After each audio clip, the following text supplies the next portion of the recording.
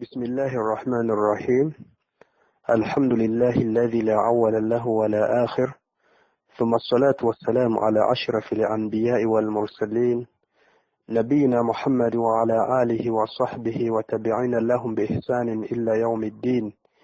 أما بعد، amatendo gonna amalungi era amajjuvu ga Allah oyo atalina ntandikwa era atalina nkomerero.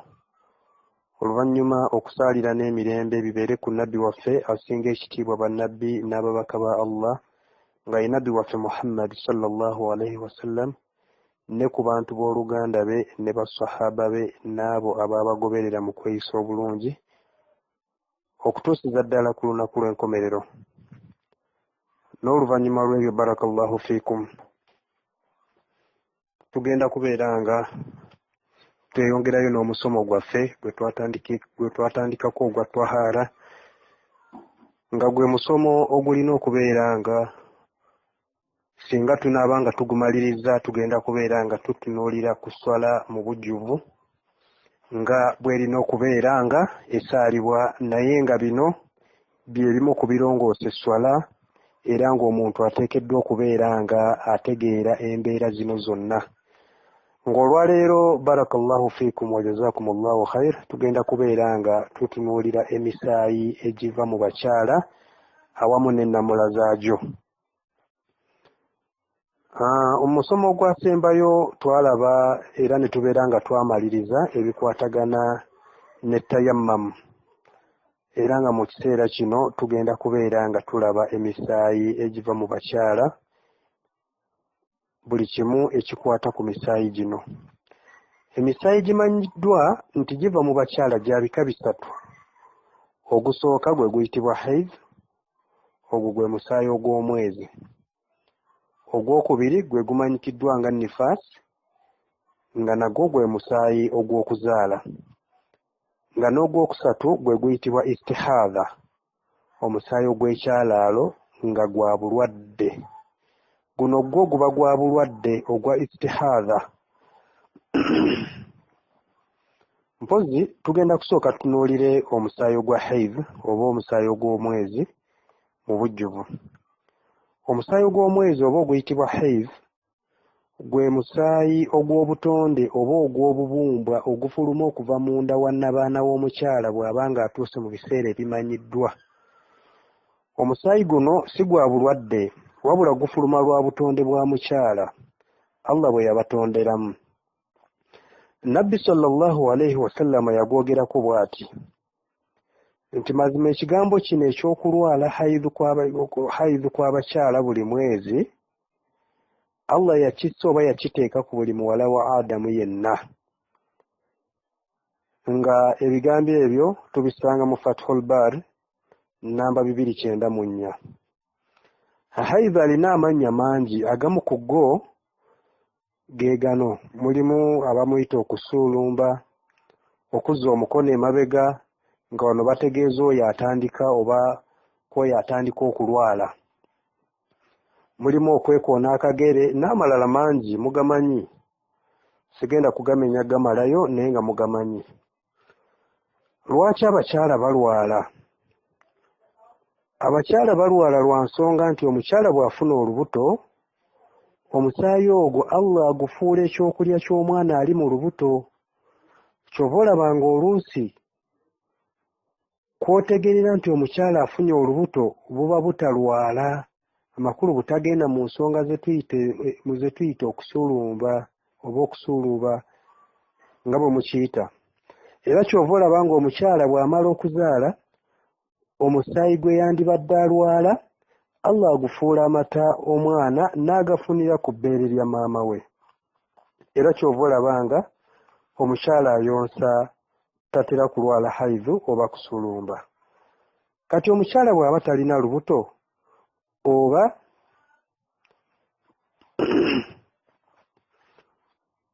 kyentegeeza, kati omukyala bw'aba talina lubuto oba bw'aba ebyokuyonsa yabivaako, omusaayi ogwo gusigala mu kifo kyagwo, amakulu gusigala mu kifo kyagwo mu nnabaana, oluvannyuma gutandika okufuluma buli mwezi nga bwe tugenda okukiraba insha Allah.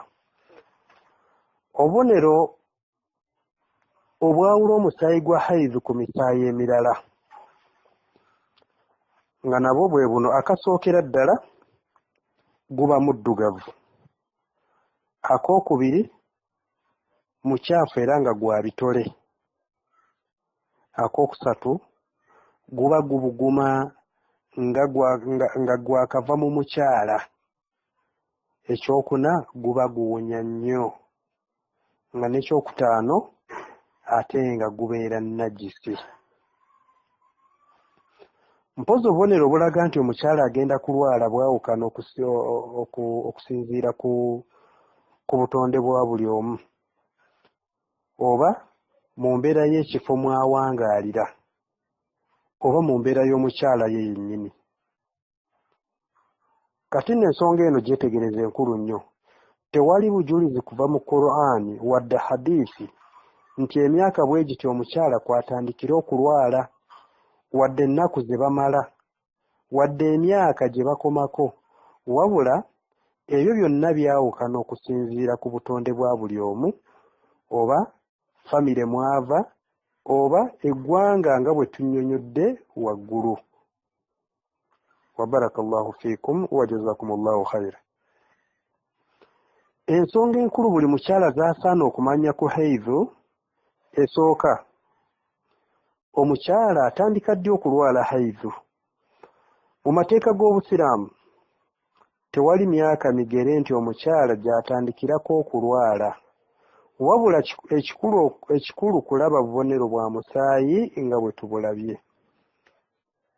Amakulu obubonero obwo mbunnyonnyodde waggulu awo, wadde nga tannaweza myaka 9 oba kale aweza nga 5 n'okusingawo, oyo aba haidhu. Ensonga ey'okubiri, omukyala akoma ku myaka emeka okulwala haidhu? Kino kifaanagana n'ekisooka nti tewali myaka migere gikomwako kulwala. Omukyala kyalina okukola kwetegereza bubonero bwa musaayi n'engeri gye gumuvaamu, naye nga tewali kikomo ku myaka nti omukyala bw'agisukka aba takyasobola kulwala haidhu oba omwezi.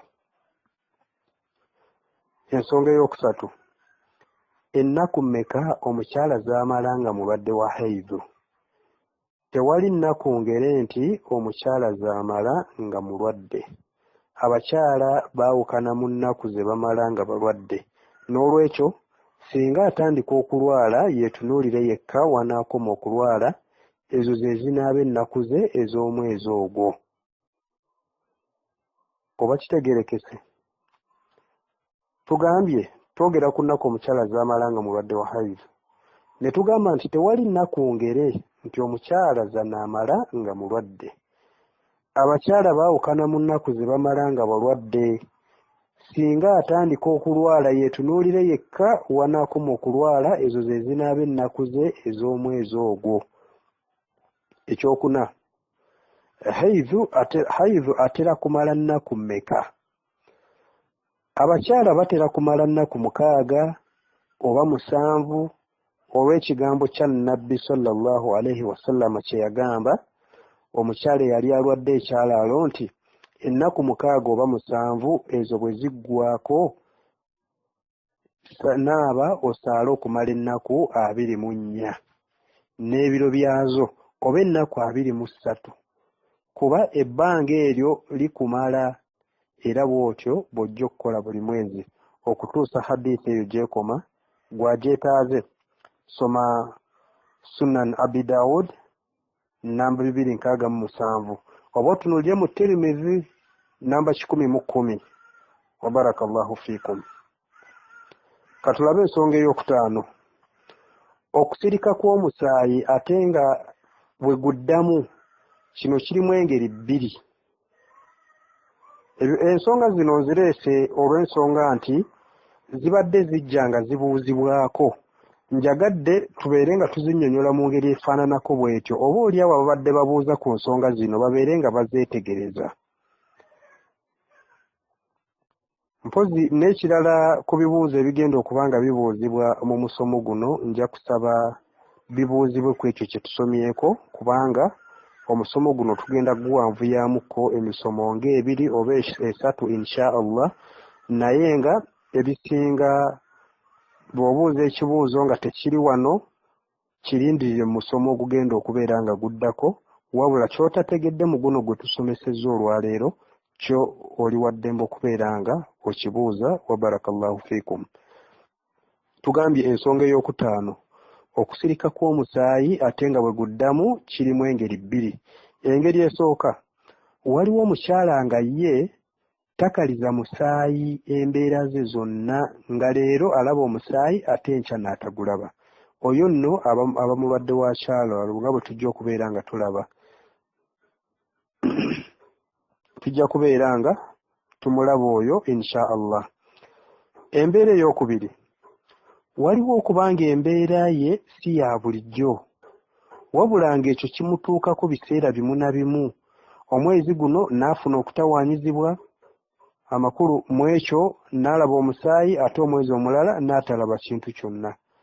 Ono bw'aba nga amala okulwala taweza lunaku nga tazzeeyo kulaba musaayi. Ndowooza kitegeerekeka. Oyo nno yeebala nti akyali mu hayivu tannatukula, wabula bw'aba nga bw'awona asobola okumala olunaku oba okusingawo nga talabye musaayi. Oyo nno buli lwalaba omusaayi amanya nti aba akyali mu hayivu. Ate ebiseera by'atagulabiddeemu abalibwa nti mutukuvu era asaala. N'olwekyo ekyo kiba kitegeeza nti kyangu ebyo byonna nga bwe tubirabye omukyala okuba nabyo. N'abala okumala ennaku nga 6 ate n'amala ennaku nga 2 oba 3 ate n'addamu n'alwala. Kale asaana okuba ng'afaayo ku mbeera efaanagana bw'eti singa amanya nti yeemuliko. Wa barakallahu fiikum.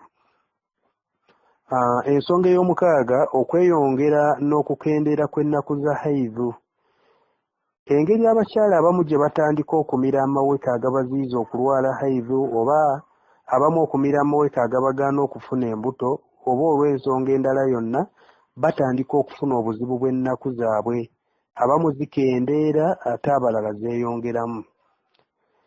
Embeera bw'ebanga bw'etyo bw'eri, omukyala ky'alina okukola kwe kwetegereza n'okumanya wamu n'okulondoola obubonero obulaga nti atukudde. Ndowooza kitegeerekeka. Kino kitegeeza nti ne bwe yeesanga ng'ennaku ze zeeyongeddemu oba zikendeddemu, ky'alina okukola kutunuulira bubonero bwa kutukula, okuggyako ng'omusaayi gukyusizza obubonero bwagwo bwe twayogeddeko. Bwe bukyuka obubonero obwo, olwo nno omukyala oyo tumubala nti mulwadde wa kyalaalo. Ekyalaalo n'amateeka gaakyo tugenda kubeera nga tukinnyonnyola mu maaso insha Allah. Ensonga ey'omusanvu, okufuna obubonero bw'okulwala haivu. Abakyala abamu bafuna obubonero bwa haivu, kati singa omukyala abufuna tabalibwa nti olwo atandise haivu. Mu ekyo kampe ekyokulabirako, bw'aba nga abadde asiibye n'ajja afuna obubonero bwa haivu ng'enjuba tennagwa, omukyala oyo agenda mu maaso n'okusiiba kwe. Singa enjuba egwa nga talina musaayi gw'alabye, olunaku lwolwo luba lutuufu, kuba ekiyitibwa haivu guba musaayi ate si buli musaayi. N'olwekyo okufuna obubonero bwa haivu tekitegeeza nti olwo n'okusaala alekeyo, oba bw'aba nga asiibye olwo n'okulya atandika okulya, wabula alindako okutuusa ng'alabye omusaayi gwennyini ogwa haivu. Ekyo ndowooza kitegeerekese bulungi nnyo. Katulabe ensonga ey'omunaana, okukyuka kw'ebiseera oba ennaku z'omwezi ezirwalirwamu. Omukyala ayinza okuba ng'alwala buli ntandikwa ya mwezi oba buli nkomerero yaagwo. Kati agenza okulaba ng'abadde alinda omwezi okutandika alwale. Bwe kiba nga kye kibadde ekiseera ky'okulwala kwe, tatuuseeyo. Oba abadde alinda omwezi okuggwaako, tatuuseeyo. Ekyo bwe kimutuukako teyeekanga, wabula ky'alina okukola kwetegereza musaayi ogwo. Bw'akakasa nti obubonero bw'alabye ku musaayi ogwo bwe bwo obwa haivu, awo waakakasiza nti kati ayingidde mu haivu. okusaala, okusiiba n'ebirala biyimirize. Bwe gulekeraawo anaabe atandike okusaala, okusiiba n'okukola ebirala. Eky'okukyukakyuka kw'ebiseera bye ebya haidhu si nsonga. Kisoboka okubaawo ku bakyala abamu nga naye kennyini bwe kimutuuseeko. Ensonga eyo ndowooza naye etegerekese. Barakallahu fiikum.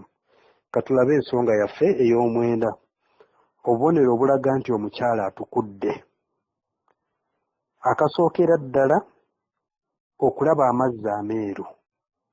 Ku mulembe gwa Nabbi sallallahu alaihi wasallam, abakyala abamu baali nga bateeka ebiwero ebiriko ppamba mu bifo byabwe ebyekyama, balabe oba omusaayi gwa haidhu gukyajja.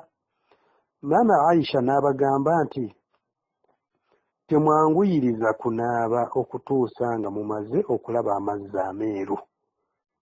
Era okijja kisanga obujulizi obwo ojja busanga mu Fathul Baari omulyango gwa haidhu, oba Al-Muwatta'u omulyango gwa haidhu namba 97. Amazzi gano ameeru nabaana yagasindika oluvannyuma lwa haidhu okusirika. Katulabe akabonero akookubiri akalaga nti omukyala atukudde. Abakyala abamu ajja n'atalaba mazzi ago ate nga takyalaba musaayi.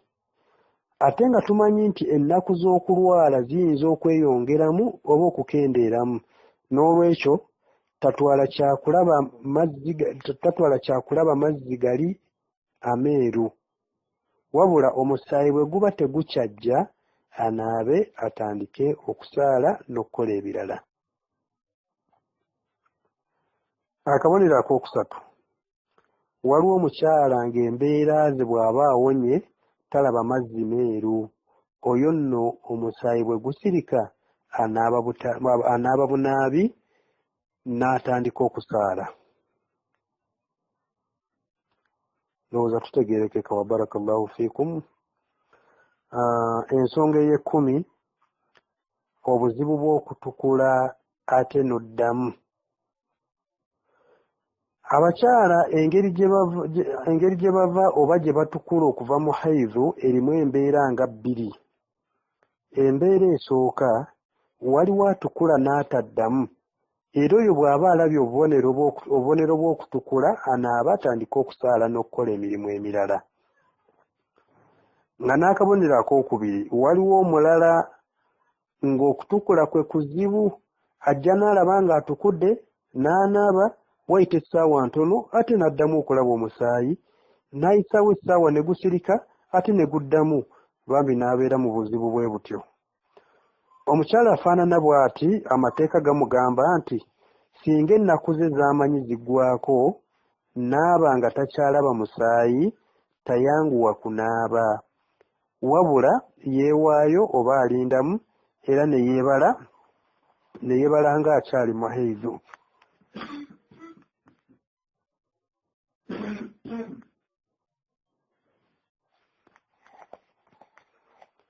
Tugambye omukyala afaanana bw'ati,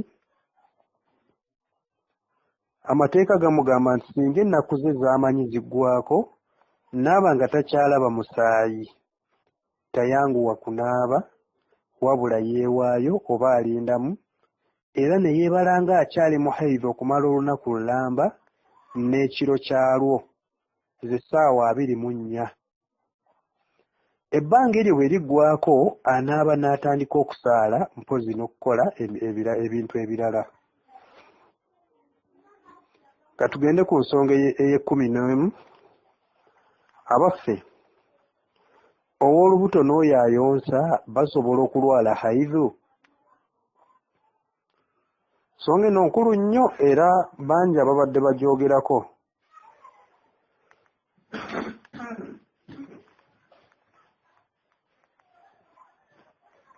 Ow'olubuto n'oyo ayonsa basobola okulwala haidhu?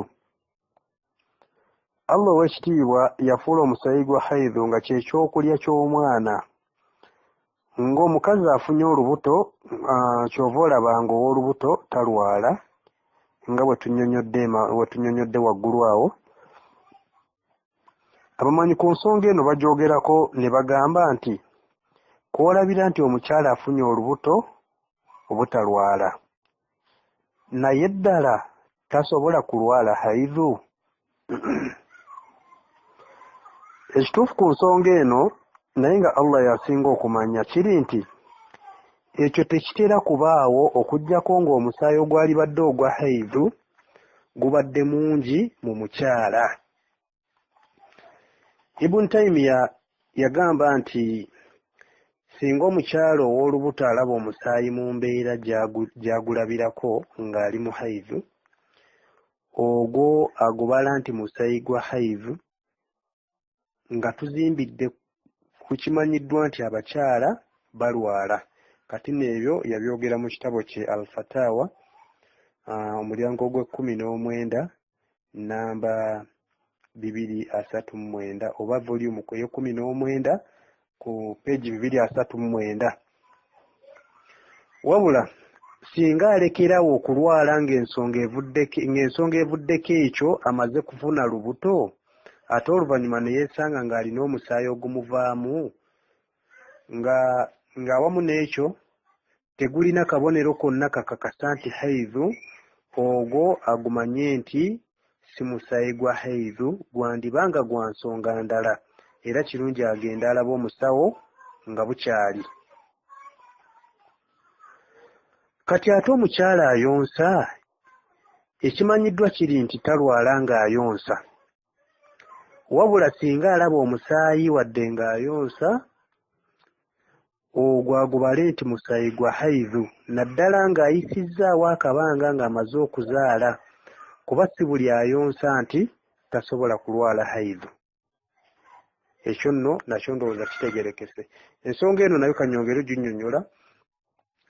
Obutondotondo obuva mu mukyala nga bumuviiriddemu mu nnaku ezitali za kulwaliramu, oyo taba haidhu, wabula singa bujjira mu nnaku ze z'alwaliramu ng'obutondotondo obwo oba ng'obutondo obwo bulina enfaanana ya haidhu, oyo aba haidhu. Ekyo ndowooza nakyo kitegeerekese. Katugende ku nsonga yaffe endala. Okumira eddagala erigaana omukyala okulwala haidhu, kino nakyo kizze nga kibuuzibwako olumu mu bibuuzo ebibadde bibuuzibwa mu nnaku zaffe eza Sande ze tutera okubuulizaamu ebibuuzo. Bangi batera okubuuza ku nsonga eno, okumira eddagala erigaana omukyala okulwala haidhu, nga babuuza kiramulwa kitya.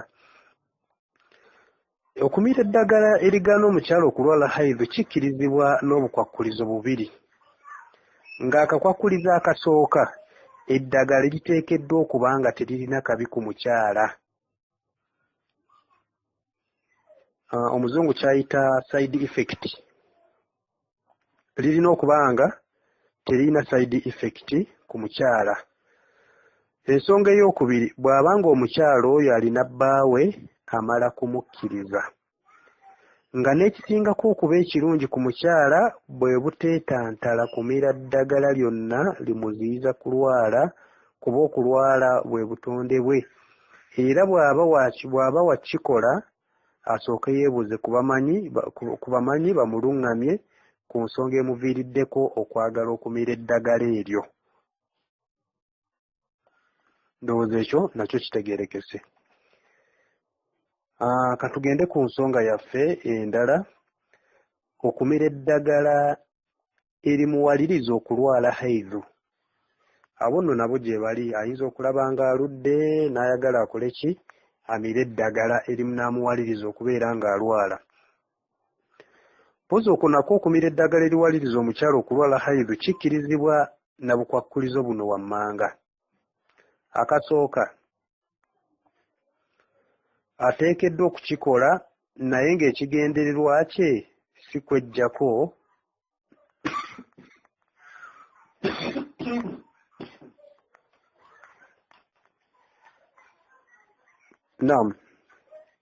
tugambye nti kikkirizibwa na bukwakkulizo buno wammanga.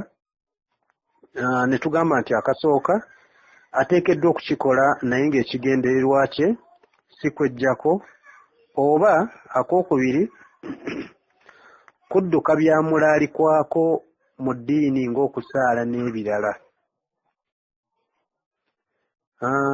Ekyokusatu, bw'aba ng'alina bba ateekeddwa kumala kumusaba.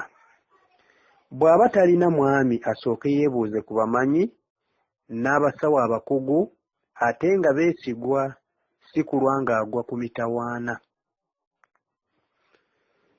N'olw'ensonga eyo barakallahu fiikum, ndowooza tubeere nga tukoma wano olwaleero. Tujja kubeera nga insha Allah tutandikira awo tulabe amateeka agakwata ku mukyala owa Hayd. Tujja kubeera nga tulaba amateeka agakwata ku mukyala owa Hayd. Ndowooza olwaleero tujja kubeera nga tukoma wano insha Allah. Saba Allah tugase n'ebyo bye tuyizeemu, era tumusaba atuwe okubeera nga tubitegeera awamu n'okubeera nga tubikolerako.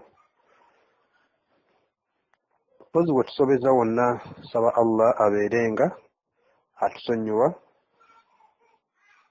وفق الله الجميع لما يحبه ويرضى والحمد لله رب العالمين.